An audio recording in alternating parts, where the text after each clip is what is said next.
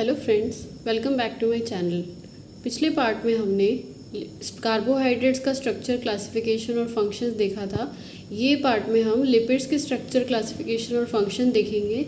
ये वीडियो हमारा पार्ट 3 है और ये आखिरी टॉपिक है इस चैप्टर का। So let's start. So part 3 lipid structure, classification and functions के हम लिपिड्स के डेफिनेशन देखते हैं। So there we go. Biological lipids are chemically diverse group of organic compounds which are insoluble or only poorly soluble in water। इसका क्या मतलब होता है कि जो बायोलॉजिकल लिपिड्स होते हैं केमिकली डाइवर्स ग्रुप होती है और वो ऑर्गेनिक कंपाउंड्स होते हैं जो कि इनसॉल्युबल या फिर पुअरली सॉल्युबल पानी में होते हैं। मतलब बहुत ही कम मात्रा में वो पानी में सॉल्युबल होते हैं या होते ही नहीं है बिल्कुल भी, but are readily soluble in non polar solvent such as ether, chloroform और बेंजीन। बट वो शुरुआत से ही बहुत ज़्यादा सॉल्युबल होते हैं नॉन पोलर सॉल्वेंट्स में, जैसे कि ईथर, क्लोरोफॉर्म और benzene. Hydrophobic nature of lipids is due to dominance of hydrocarbon chains. They aren't polymers like proteins, nucleic acid and polysaccharides. Hydrophobic nature होता है लिपिड्स का, मतलब जो वाटर रिपेल करते हैं, जिनमें वाटर मतलब रिपेलेंट का फंक्शन होता है, वो वाटर को एब्जॉर्ब नहीं करते क्योंकि उसमें मिलते नहीं है, वो इनसॉल्युबल होते हैं, तो वो वाला उनमें नेचर होता है। और जो प्रोटीन्स, पॉलीसैकेराइड्स, न्यूक्लिक एसिड में जैसे पॉलीमर बना के वो एक अपना कॉम्प्लेक्स स्ट्रक्चर बनाते हैं, वैसा कुछ नहीं होता लिपिड्स में। लिपिड्स पॉलीमर्स नहीं होते हैं, पॉलीमराइजेशन नहीं होता है। अब हम लिपिड्स के क्लासिफिकेशन देखते हैं। तो लिपिड्स के काफ़ी सारे एग्जाम्पल्स हैं जो कि हम इस पार्ट में पढ़ेंगे। सो सबसे जो मेन एग्जाम्पल्स हम लिपिड्स के देखेंगे वो होंगे fatty acids, try acyl glycerol, waxes, phospholipids, glycolipids, steroids. इनके अलावा भी बहुत सारे एग्जाम्पल्स होते हैं, बट ये जो हैं एग्जाम्पल्स, ये सबसे ज़्यादा मेन हमारे बॉडी में काम आते हैं। तो पहला है fatty acids. They are simplest form of lipids. They are long chain hydrocarbons, 4 to 36 carbons long. मतलब जो लिपिड्स का सबसे सिंपलेस्ट फॉर्म होता है वो होता है फैटी एसिड्स, जो कि 14 से 36 कार्बन एटम लॉन्ग होता है। उनकी चेन बहुत ही ज़्यादा लंबी होती है और हाइड्रोकार्बन चेन जो होती है वो भी बहुत ज़्यादा लंबी होती है, विथ 1 कार्बोक्सिल ग्रुप, और उनमें एक कार्बोक्सिल ग्रुप जोड़ा होता है साथ में। 16 to 18 carbon fatty acids are common. मतलब जो 16 to 18 कार्बन फैटी एसिड्स होते हैं वो ह्यूमन के बॉडी में बहुत ही ज़्यादा कॉमनली पाए जाते हैं। द अल्काइल चेन्स में भी सैचुरेटेड और अनसैचुरेटेड। जो अल्काइल चेन्स होती है वो या तो सैचुरेटेड हो सकती है तो अनसैचुरेटेड हो सकती है। सैचुरेटेड का मतलब होता है कि जो जिसमें सिंगल बॉन्ड हो और वो इजीली ब्रेक हो जाए। अनसैचुरेटेड का मतलब होता है जिसमें डबल या ट्रिपल बॉन्ड हो। ये hydrocarbon structure of fatty acids है। ये हमारा हाइड्रोकार्बन चेन हम इसमें देख सकते हैं, CH3 मॉलिक्यूल देख सकते हैं, और इसे हमने अल्फ़ा, बीटा, गामा से भी मार्क किया हुआ है। उसमें एक हाइड्रोक्सिल ग्रुप जुड़ा हुआ है इनके एंड में। जो ये हाइड्रोकार्बन चेन है ये अल्फ़ा से लेके गामा तक है, और जो फैटी एसिड का चेन है वो अपना CH3 मॉलिक्यूल से लेके C डबल बॉन्ड हो हाइड्रोक्सिल ग्रुप तक पूरा अपना फैटी एसिड का चेन है। अब हम जानते हैं कि सैचुरेटेड और अनसैचुरेटेड फैटी एसिड्स क्या होते हैं। सैचुरेटेड फैटी एसिड्स वो होते हैं which have no double triple bond. जैसे कि मैंने पहले भी बताया कि जिनमें डबल ट्रिपल बॉन्ड नहीं होते हैं उन्हें हम सैचुरेटेड बोलते हैं। तो इनके एग्जांपल्स है लॉरिक, मेरिस्टिक, पैल्मिटिक एंड अदर्स। मतलब लॉरिक एसिड, मायरिस्टिक एसिड और पैल्मिटिक एसिड जो भी है ये सब सैचुरेटेड फैटी एसिड्स है। अनसैचुरेटेड क्या होते हैं, जो कि मैंने पहले बताया कि which have 1 or more double bonds. मतलब उनमें डबल ट्रिपल बॉन्ड्स होते हैं और उन्हें मोनो अनसैचुरेटेड और पॉली अनसैचुरेटेड भी कहा जाता है। फॉर एग्जांपल हम ले सकते हैं ओलिक एसिड। ओलिक एसिड में 18 कार्बन की लंबी हाइड्रोकार्बन चेन होती है और उसमें एक डबल बॉन्ड होता है। फैटी एसिड्स में भी 2 टाइप्स होते हैं, आइए उनके बारे में जानते हैं। एक एसेंशियल फैटी एसिड्स होता है और एक नॉन एसेंशियल फैटी एसिड्स होता है। तो एसेंशियल फैटी एसिड्स क्या होता है कि which are not synthesis by an animals and must be obtain from diet. मतलब जो कि इंसानों के द्वारा या जानवरों के द्वारा सिंथेसाइज नहीं किया जाता और उन्हें हम खाने के तौर पर लेते हैं, जो खाने के साथ लेते हैं। Linoleate and linolenate are 2 essential fatty acids that humans cannot synthesize. Linoleate और linolenate एक 2 essential fatty acids है जो ह्यूमन या एनिमल सिंथेसाइज नहीं कर सकते और हमें ये डाइट के साथ लेना होता है। नॉन एसेंशियल फैटी एसिड क्या होता है अब? Which are synthesize by animals endogenously and are termed as non essential fatty acids. They are so in the sense that they do not have to be obligatory obtain from diet. मतलब जो कि इंसान या जानवरों द्वारा endogenously, मतलब उनकी body के अंदर सिंथेसाइज हो सकता है, जिसे हम नॉन एसेंशियल फैटी एसिड्स कह सकते हैं. और उन्हें हमें अपने डाइट से ज़रूरतमंद के हिसाब से लेने की ज़रूरत नहीं होती, क्योंकि हमारे बॉडी में अपने आप ही सिंथेसाइज होने लगते हैं. लिपिड्स या फिर फैटी एसिड्स का हमारे बॉडी में बहुत ही ज़्यादा रोल होता है फैट स्टोरेज में, जो कि हमारे बॉडी को कीटोसिस से बचाते हैं. अब हम जानेंगे लिपिड्स के सेकेंड एग्जाम्पल के बारे में, जो कि है triacylglycerol and wax. Triacylglycerol also called triglycerides are triesters of fatty acids and glycerol. Triacylglycerols क्या होता है कि वो ट्राई ईस्टर्स होते हैं फैटी एसिड्स और ग्लिसरॉल के मेल से. ट्राई एसाइल ग्लिसरॉल जो होता है वो फैटी एसिड्स और ग्लिसरॉल को मिला के बनता है. उनके बीच में एस्टेरिफिकेशन का रिएक्शन होता है, जिसकी वजह से ट्राई एसाइल ग्लिसरॉल बनता है, जिसको हम ट्रिग्लिसराइड भी कहते हैं. They are composed of 3 fatty acids and a glycerol molecule. मतलब उनमें 3 फैटी एसिड्स और एक ग्लिसरॉल मॉलिक्यूल मौजूद होता है. They are classified as simple mix type. मतलब इनके भी 2 क्लासिफिकेशंस होते हैं, जिनको हम सिंपल या फिर मिक्स कह सकते हैं. सिंपल क्या होता है? Contain single kind of fatty acids. जो सिंपल ट्राई एसाइल ग्लिसरॉल होता है वो सिर्फ एक single kind of fatty acid he contain कर सकता है. जो मिक्स काइंड के होते हैं कंटेन्स 2 और more different kinds of fatty acids. मतलब उनमें 1 या 2 से ज़्यादा फैटी एसिड्स की तरह मौजूद होती है. तो 2 या 3 तरह के फैटी एसिड्स उनमें मौजूद होते हैं. ये जो हम देख रहे हैं ये एक जनरल स्ट्रक्चर है ट्राई एसाइल ग्लिसरॉल का. तो इसमें हम ऊपर वाले स्ट्रक्चर में देख सकते हैं ये एक ट्रिग्लिसराइड का मॉलिक्यूल है, जिसमें 3 हमारे कार्बन ग्रुप हैं, R1, R2, R3. ये जो ऊपर वाला हम फिगर देख रहे हैं वो ट्राई एसाइल ग्लिसरॉल मॉलिक्यूल का फॉर्मूला है, मतलब उनका स्ट्रक्चर है. और ये जो नीचे देख रहे हैं ये long form of try acyl glycerol molecule का स्ट्रक्चर है, जिसमें हम देख सकते हैं कि 16 से 18 कार्बन की लॉन्ग हाइड्रोकार्बन चेन बनी हुई है. They are non polar, hydrophobic in nature and a major form of stored lipids. ये जो ट्राई एसाइल ग्लिसरॉल होते हैं वो मेजरली नॉन पोलर होते हैं, मतलब उनमें कोई चार्ज नहीं होता, और हाइड्रोफोबिक इन नेचर होते हैं. मतलब चार्ज नहीं है तो वो अट्रैक्ट करेंगे किसको, तो इसीलिए वो हाइड्रोफोबिक इन नेचर होते हैं. और मेजर फॉर्म जो इनके होते हैं वो स्टोर्ड लिपिड्स होते हैं, मतलब बॉडी में हमारे स्टोरेज का काम करते हैं, जैसे कि मैंने पहले बताया था. They have no charge and they are also called neutral lipids. जैसे कि मैंने पहले बताया था कि वो न्यूट्रल होते हैं, उनमें कोई चार्ज नहीं होता. They are distinguished as fats and oils. इनमें भी हम 2 क्लास पढ़ते हैं, जिन्हें हम फैट्स और ऑयल्स के क्लासिफिकेशन के नाम से जानते हैं. तो फैट्स क्या होते हैं वो जान लेते हैं. Which are solid at room temperature and are mix of triglycerides containing high proportion of long chain saturated fatty acids.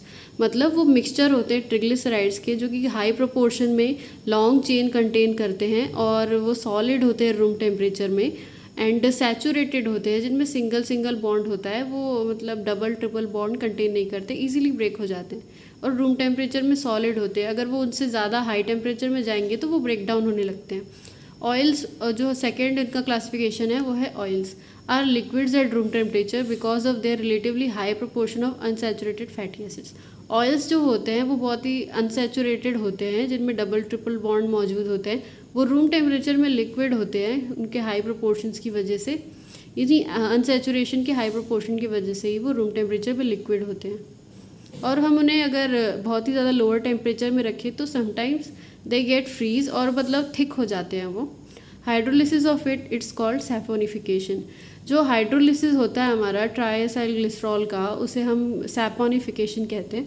वो एक बहुत ही लंबी प्रोसेस होती है, जिसमें ग्लिसरॉल और फैटी एसिड्स मिलके अपना ट्राई एसाइल ग्लिसरॉल मॉलिक्यूल का फॉर्मेशन करते हैं. अब हम वैक्सेस के बारे में जानेंगे. तो natural waxes are typically esters of fatty acids and long chain alcohols. तो जो नेचुरल वैक्स होते हैं वो टिपिकली फैटी एसिड्स के ईस्टर्स होते हैं और लॉन्ग चेन ऑफ अल्कोहल्स, उनमें अल्कोहल्स की बहुत ज़्यादा लंबी हाइड्रोकार्बन चेन मौजूद होती है। They are formed by esterification of long chain fatty acids saturated and unsaturated and high molecular weight monohydroxy alcohols.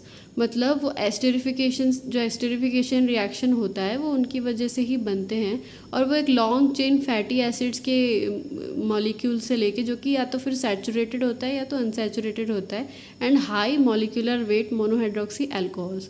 और सबसे ज़्यादा हाई मॉलिक्यूलर वेट के जो मोनोहाइड्रोक्सी अल्कोहल्स होते हैं वो आपस में जब एस्टरिफिकेशन रिएक्शन करते हैं तब जाके हमारे वैक्सेस का फॉर्मेशन होता है।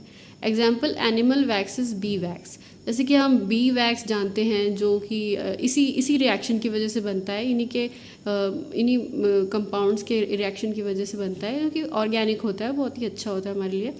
ट्राइकॉन्टाइल पैल्मिटेट, इसे हम अपनी केमिस्ट्री की भाषा में बोलते हैं, इसका केमिकल नेम यही है।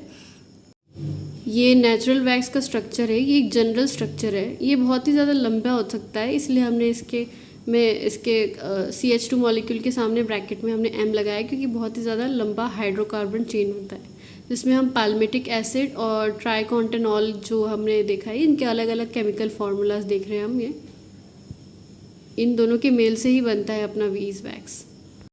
अब हम पढ़ेंगे फॉस्फोलिपिड्स के तीसरा जो हमारा एग्जाम्पल है स्फिंगोफॉस्फोलिपिड्स।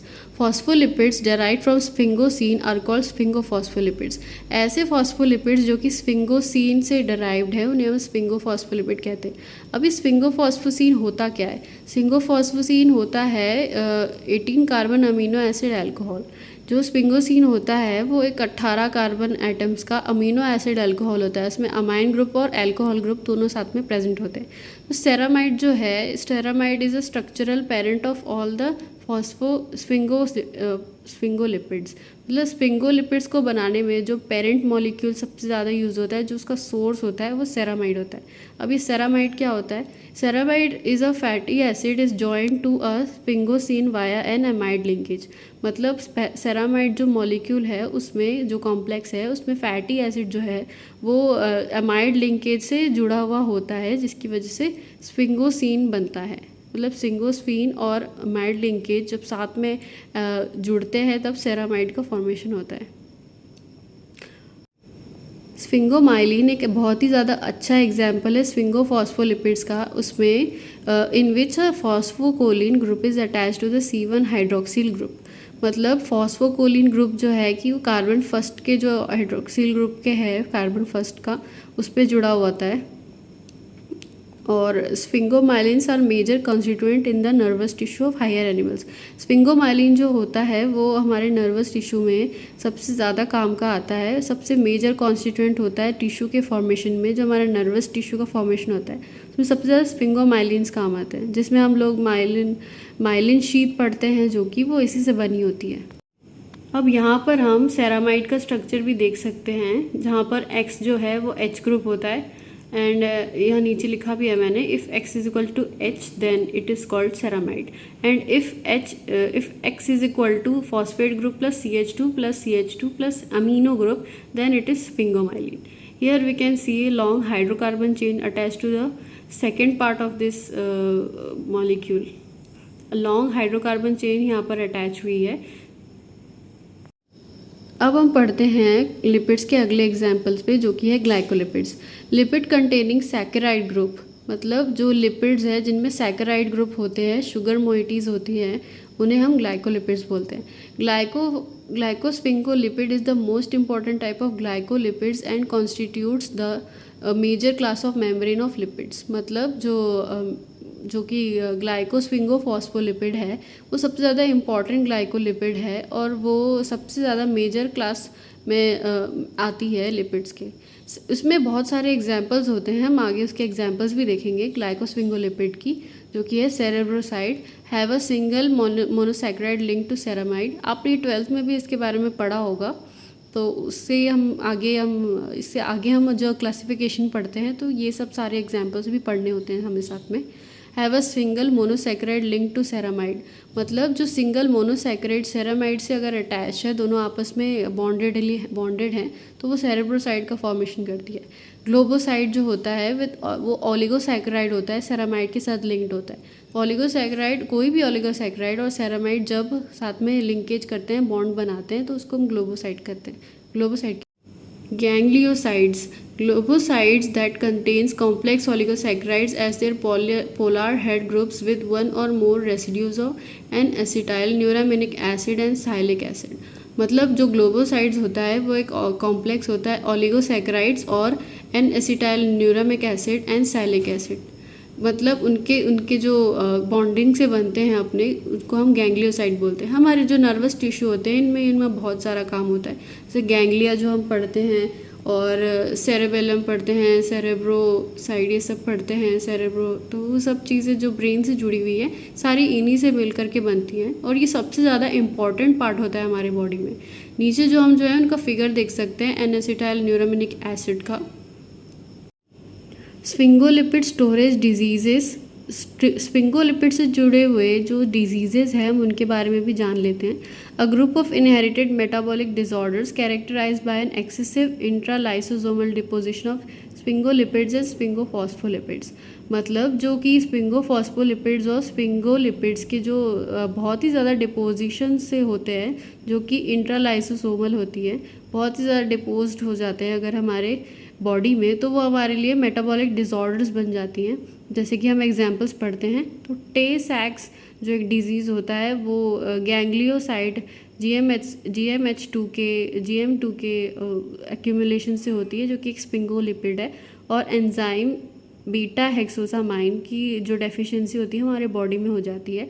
और उसके बाद है गॉचर्स डिजीज़, ग्लूकोसेरेब्रोसाइड की डिपोजिशन से होती है वो, जो कि स्फिंगोलिपिड है। और बीटा ग्लूकोसिडेज वो बीमार जो एंजाइम होता है उसकी हमारे बॉडी में डेफिशिएंसी हो जाती है। निम्नपिक जो हमारा जो है बीमारी है वो स्पिंगोमाइलिन की कमी से हो जाती है।